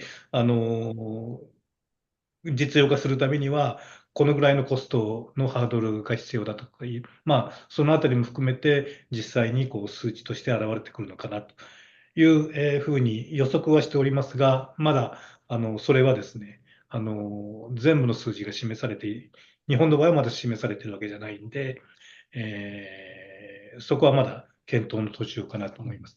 アメリカなんかはCCS で税制面で優遇されるとか、そういった、いろんな政策が打たれてますけど、日本はそういった面ではまだ今、まさに検討されている真っ最中ということになるのかなと思います。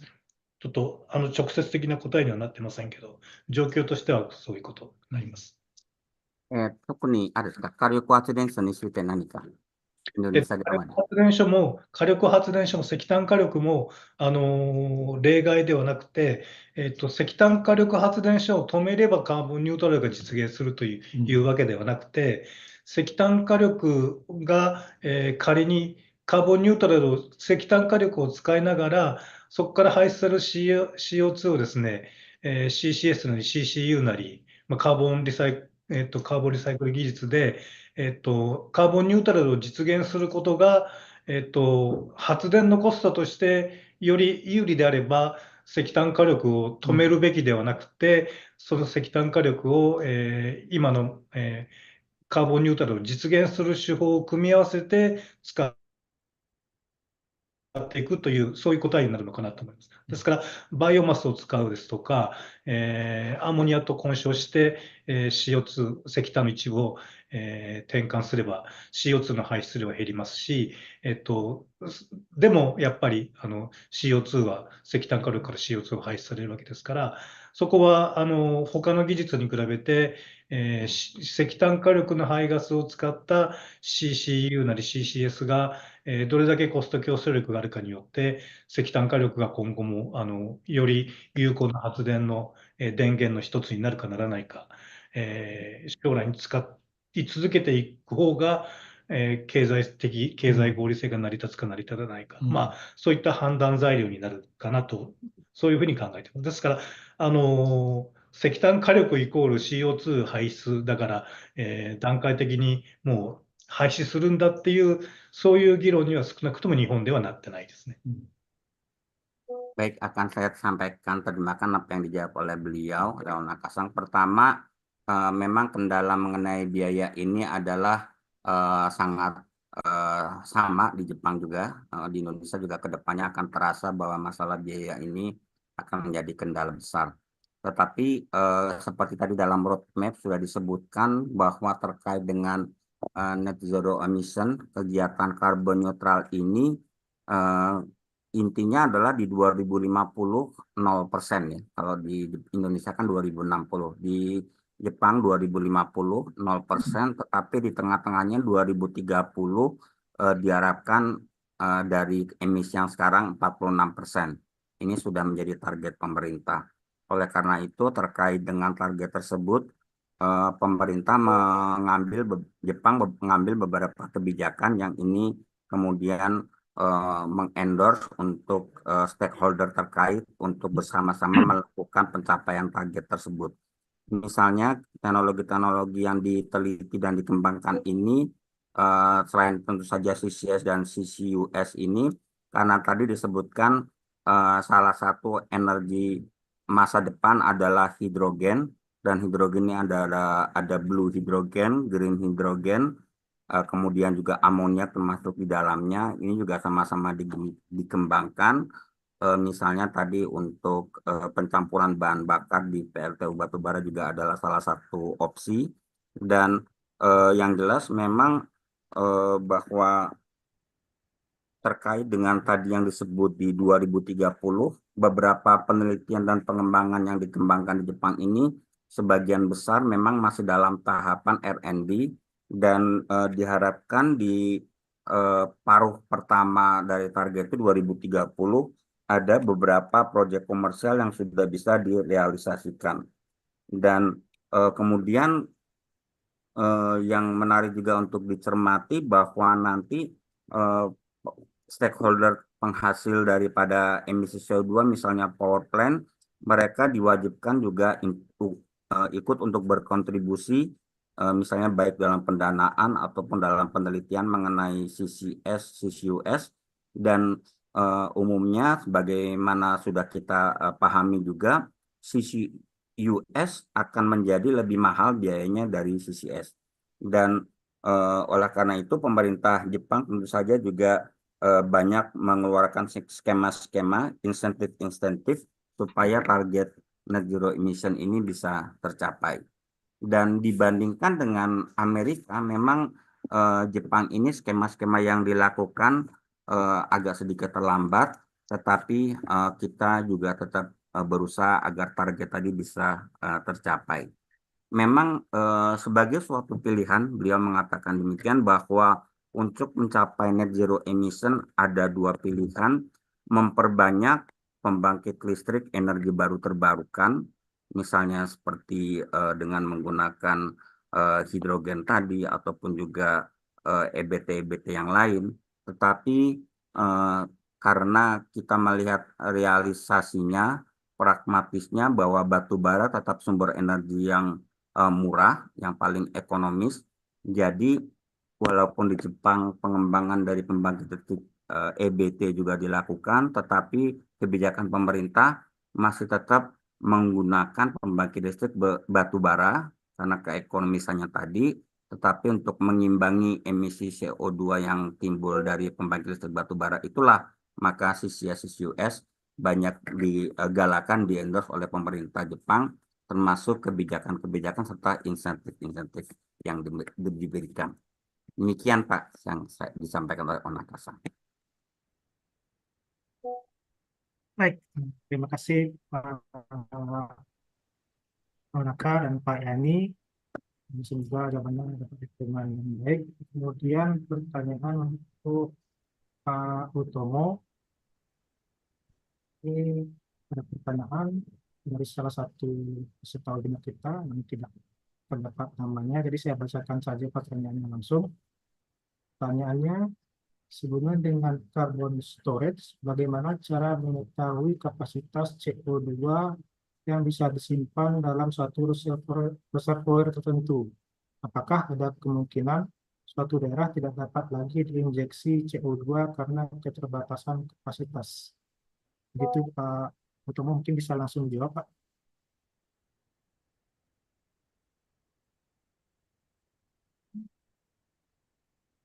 Maaf Pak Utomo, mikrofonnya belum. Ya, baik Pak, terima kasih atas pertanyaannya. Untuk menghitung kapasitas penyimpanan CO2, terutama untuk formasi eh, reservoir migas dan salin akuifer itu cukup sederhana. Untuk ini kita melakukan estimasi kasar ya Pak ya. Itu kita lakukan secara volumetrik Pak. Jadi volumetrik itu kalau kita punya luas areanya berapa, ketebalannya berapa, kemudian pori-porinya berapa, lalu dikalikan dengan densitas CO2 sama faktor konversi, itu kira-kira kita sudah dapat Pak gambaran kemampuan kapasitas penyimpanan CO2 pada formasi salin atau migas reservoir. Nah, kalau untuk kolsim ini agak sedikit berbeda, Pak, karena kan mekanisme yang tadi, mekanisme adsorpsi. Jadi kita tidak bisa melakukan perhitungan kasarnya melakukan metode volumetrik karena kita harus lakukan eksperimen berupa adsorpsi, Pak. Kira-kira seperti itu, Pak. Tapi kalau untuk lebih detail lagi, Pak, kita perhitungan kapasitas penyimpanannya, kita lakukan pemodelan dan simulasi reservoir, Pak. Di mana di situ kita bisa tahu penyebaran CO2 sampai sejauh mana, kemudian berapa yang terlarut di fase fluida yang lain, tekanannya berapa, karena kan eh, eh, kapasitas penyimpanan ini salah satu yang menentukan tekanan, Pak.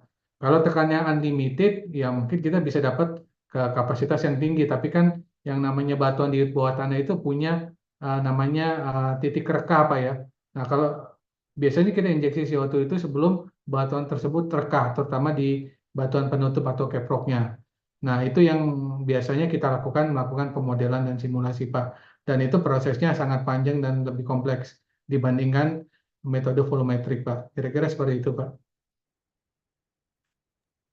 Baik, terima kasih Pak Utomo. Mudah-mudahan pertanyaannya sudah terjawab dengan baik.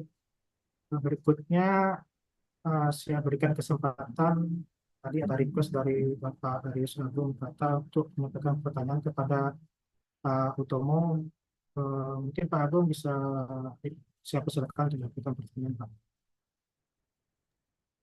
Baik, terima kasih Pak Heru. Eh, saya terus terang sangat excited ya melihat presentasi baik dari Pak Kira maupun dari Pak Utomo hari ini ya. Eh, ada hal yang insight-nya luar biasa dari Pak Kira terkait dengan bagaimana CO2 juga dikombin dengan es untuk bisa memanfaatkan material dari hasil produksi energi ya di Jepang sudah proven bisa dilakukan, teknologinya ada.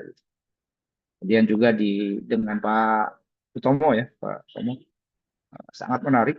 Tadi sudah ada testing field untuk field rambutan ya, untuk rambutan lapisan batu bara yang ada di sana ya. Informasi itu terkait dengan yang rambutan ini Pak Utomo ya. Tentu saja kalau itu kan di Sumatera Selatan ya, di daerah situ yang kita tahu adalah memang ada tidak saat ini ya itu ada beberapa tempat yang menghasilkan CO2 ya. Nah, dalam konteks penelitian Pak Tomo yang lalu itu apakah sudah di mapping juga nih kalau seumpamanya source untuk storage-nya di rambutan field itu maka apakah memadai nih? Artinya ada produksi CO2 di sekitaran situ kan ada industri ya. Ada refinery juga, oil refinery di Sungai Berong itu ya yang dekat. Kemudian ada beberapa lapangan minyak ya. Atau juga ada pembangkit. Itu apakah pernah dihitung atau setelah itu seperti apa sehingga uh, apa namanya memungkinkan nih untuk masa depan walaupun saat ini lebih banyak kalau dari industri oil and gas masuknya ke enhanced oil recovery-nya kalau di rambutan ini mungkin seperti apa nih ke depannya menurut Pak Tomo nih demikian Pak Heri. Baik, Pak. Terima kasih atas pertanyaannya. Jadi kami sudah melakukan studi, Pak, tidak hanya di Kolsim, tapi juga lapangan-lapangan migas tua yang ada di sekitar Provinsi Sumatera Selatan, Pak. Nah, saat itu kami juga melakukan mapping secara komprehensif untuk sumber-sumber CO2-nya, Pak. Terutama sumber CO2 yang skala besar, contohnya dari PLN Bukit Asam, kemudian ada juga dari Pertamina RU3 di Pelaju, lalu ada gas gathering station, Pak, ini punya Pertamina di Lapangan Merbau, kemudian juga sumber CO2 yang berasal dari Grisik juga, Grisik Processing Plant, kemudian dari PT Semen Batu Raja sampai pabrik pupuk Pusri, Pak. Nah, ini kami sudah pernah petakan dan kami hitung emisi CO2-nya per tahun, Pak. Nah, tidak hanya kami mapping, Pak, tapi kami juga lakukan yang namanya matching ke Pak. Kami pasangkan sumber CO2 ini dengan lapangan-lapangan migas tua yang ada di sekitarnya, Pak. Nah, kalau ini kami menyebutnya namanya source sink matching. Jadi source itu CO2-nya, sink itu tempat penyimpanannya, Pak. Jadi kami juga sudah melakukan mapping, terutama perpipaan, Pak, ya, jalur perpipaan yang ada di Sumatera Selatan. Jadi dari hasil kandidat mapping tersebut, kami punya beberapa apa namanya pasangan atau matching yang prioritas kami, Pak. Misalnya dari Merbau gaseosin plant ke lapangan gas yang ada di sekitarnya. Nah, itu kami ada, Pak, hasil studinya. Kira-kira seperti itu, Pak. Ya, baik, karena menarik ya. Ternyata di coal, SIM, ada keuntungannya terkait dengan stability ya. Karena dia menggunakan prinsip yang berbeda apabila kita injek ke reservoir oil and gas dan di batu bara ya. Ya, ini mungkin informasi yang luar biasa. Cukup mungkin dari saya, Mas Heru, silakan dilanjut. Baik, terima kasih Pak Agung dan Pak Temu atas jawabannya. Bapak Ibu peserta webinar, eh, dengan berakhirnya pertanyaan dari Bapak dari sebelum tadi, berakhir juga sesi diskusi dan tanya jawab kita hari ini, dan dari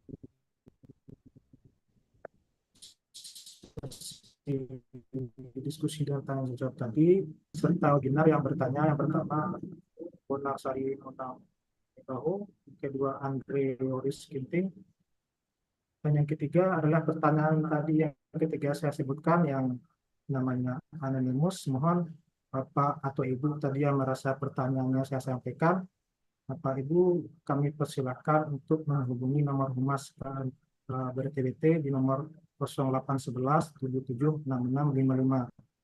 Nah, untuk ketiga orang tadi, Bapak Ibu yang beruntung tadi akan mendapatkan order press dari panitia Diklat Tambang Bawah Tanah karena sudah menyampaikan pertanyaan yang kami sampaikan kepada pembicara. Baik, Bapak Ibu peserta webinar, dengan demikian berakhir seluruh sesi materi dan diskusi tanya jawab kita pada webinar Carbon Capture Storage, Carbon Capture Utilization, Teknologi Carbon Neutralization Program pada hari ini. Saya sekali lagi mengucapkan terima kasih kepada Bapak narasumber, Kasan, dan Bapak Utomo beserta Pak Yani sebagai translator. Saya ucapkan terima kasih atas kesempatannya, dan juga saya ucapkan terima kasih kepada Bapak Ibu peserta webinar yang sudah berpartisipasi dalam kegiatan kita ini.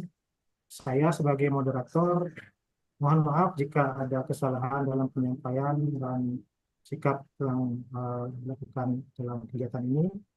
Saya akhiri kegiatan materi webinar ini, saya lanjutkan langsung memberikan kepada Ibu Erika sebagai MC. Kepada Ibu Erika, saya persilakan. Baik, terima kasih banyak Bapak Heru yang telah membantu kegiatan kita pada siang hari ini. Banyak pelajaran ya yang bisa kita ambil dari dua orang narasumber kita yang luar biasa ini. Bapak Ibu peserta webinar yang berbahagia, seperti informasi di awal, ada door prize untuk 5 orang peserta webinar yang memberikan pertanyaan terbaik. 3 orang tadi sudah disampaikan oleh Bapak Heru, ada atas nama Bonar Sari Monang Naibaho, Andre Yoris Ginting, dan satu lagi tanpa nama, mungkin nanti bisa konfirmasi ke nomor humas. Yang keempat ini sudah kita pilih atas nama Chandra Aprianto, dan yang kelima Ahmad Firkom Angkara. Untuk nama-nama pemenang nanti akan kami tulis ulang di kolom chat. Kami mohon kesediaan Bapak Ibu pemenang door prize agar dapat menghubungi Humas Balai Diklat Tambang Bawah Tanah pada nomor 0811776655. Sekali lagi kami ucapkan selamat kepada pemenang door prize. Baiklah Bapak dan Ibu, sekali lagi kami ingatkan juga untuk seluruh peserta agar jangan lupa mengisi absen dan evaluasi melalui link yang sudah kami share pada kolom chat agar e-sertifikatnya dapat diterbitkan. Untuk materi nanti para peserta dapat unduh melalui website kami di www.bdtwt.esdm.go.id setelah kegiatan ini selesai. Baik, Bapak, Ibu, dan para peserta webinar yang berbahagia, untuk selanjutnya, marilah sama-sama kita dengarkan salam penutup dari Kepala Balai Diklat Tambang Bawah Tanah. Kepada Bapak Darius Agung Prata, kami persilahkan. Baik, karena tidak ada waktu untuk menerjemahkan, saya coba dengan bahasa Inggris ya. Good morning everyone, keep spirit. As we come to the conclusion of today's insightful session, I want to take this moment to express our sincere gratitude to our distinguished keynote speaker, Mr. Akira Onaka from Carbon Neutral Department from Japan Carbon Frontier, Chico, also with Mr. Masakumi Uehara, our colleagues, for the support to us to connect with Mr. Akira. And then also for our colleagues from Ministry of Energy and Mineral Resource, Mr. Utomo from Lemigas, for delivering such an informative and thought-provoking presentation. Your depth of knowledge and expertise in the field of CCS, CCUS technology is truly remarkable. You not only help us understand the complexities and advancement in carbon capture, utilization and storage, but also illuminate the critical role that this technology play in mitigating climate change, especially within the coal sector. The way you articulate the challenge, opportunity, and future pathway was both inspiring and pragmatic. Your insight into the potential of coal seam as effective storage solution for carbon emission have given us clear understanding of how we can leverage this innovative approach for a more sustainable energy future. I am certain that all of us, from industry professional, researchers, policymakers, also students, have taken away valuable lessons from your presentation. Your contribution will no doubt influence our thinking and help drive forward the discussion, research, and action that are so vital in this space. On behalf of everyone here, we extend our heartfelt thanks once again. We look forward to continuing the conversation and working toward the shared goal of reducing our carbon footprint and ensuring a sustainable future for generations to come. Thank you, Mr. Akira and Mr. Utomo, and thank you for everyone for your participation today. Let's continue to stay engaged and commit to advancing CCS and CCUS technology. Wassalamualaikum warahmatullahi wabarakatuh. Waalaikumsalam. Thank you. Baiklah. Thank you very much. Thank you. Thank you very much. Onaka, Thank you. Mr. Uehara, Mas tahu deh. Tomo, ya. Ya, terima Nice kasih, Pak. to see you. Thank you. Ya, Thank you very izin, much. ya, izin pamit, Pak, kalau begitu. Terima kasih banyak, Mas Tomo. Terima kasih, Pak. Selamat. Oke. Terima kasih sama Desta. Arigatou gozaimasu, Onaka-san. Sayonara. Sayonara. Oke, thank you very much. Terima kasih. Para teman-teman, terima kasih. Sampai ketemu. Sampai jumpa. Baiklah, terima kasih kepada Bapak Darius Agung yang telah menutup kegiatan kita secara resmi. Dengan Pak Yani juga berakhirnya terima kasih. Mohon maaf. Sama-sama Pak. Iya, Romo. sampai ketemu. Sampai ketemu Pak. Baik. Dengan Oke. berakhirnya sambutan dari Bapak Darius Ageng tadi, maka berakhir juga seluruh rangkaian webinar kita pada siang hari ini. Kami atas nama panitia penyelenggara mohon maaf apabila ada kesalahan dalam penyampaian dan pelaksanaan, serta ucapan terima kasih yang sebanyak-banyaknya atas perhatian Bapak, Ibu, dan para peserta lainnya. Kami tutup dengan wabillahi taufik wal hidayah. Assalamualaikum warahmatullahi wabarakatuh. Waalaikumsalam. Salam. Izin live.